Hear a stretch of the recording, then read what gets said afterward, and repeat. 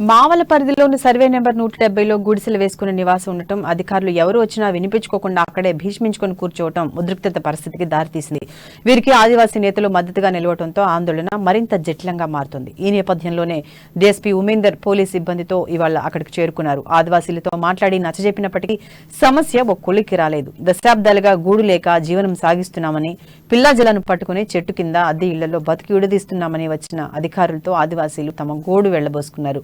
ఇప్పుడొచ్చి వెళ్లిపోమంటే ఎక్కడికి వెళ్లాలంటూ ప్రశ్నించారు. ఉన్నతాధికారులు వచ్చి తమకు స్పష్టమైన హామీ ఇచ్చే వరకు ఇక్కడి నుంచి జరిగేది లేదంటూ ఖరాఖండిగా ముక్త కంఠంతో చెప్తున్నారు.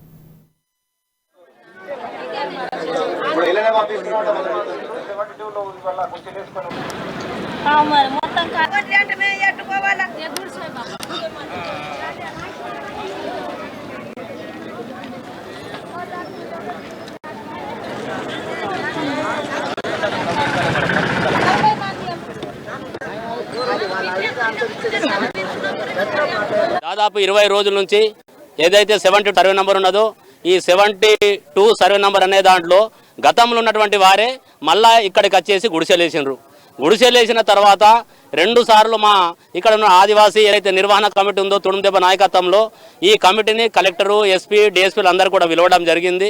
పిలిచిన తర్వాత మీరు వెళ్ళిపోవాలా, ఇది ఒక ఏదైతే మనకు ఉన్నటువంటి రైతు భూమి 1956లో వాళ్ళ భూమి అప్పచెప్పినాం. కానీ ఆయన వ్యవసాయం చేయలే కాబట్టి ఆ భూమిని ప్రభుత్వమే ఆధీనంలో తీసుకున్నది. కానీ ఆయన సుప్రీంకోర్టు, హైకోర్టులో కేసు పెట్టింది కాబట్టి మీరు ఇక్కడి నుంచి వెళ్ళిపోవాలా, వెళ్ళిపోకపోతే మాత్రము మంచిది పద్ధతి కాదు. ఎందుకంటే ఇక్కడ నుంచి మేము ఖాళీ చేపిస్తామని కొద్దిగా ఆ ఆఫీస్ నుంచి కూడా బెదిరింపులకు ఆదివాసులకు గురి చేయడం ఇది కరెక్ట్ కాదు. దాదాపు 20 రోజుల నుంచి ఏదైతే 72 సర్వే నంబర్ ఉన్నదో ఈ 72 సర్వే నంబర్ అనే దాంట్లో గతంలో ఉన్నటువంటి వారే మళ్ళా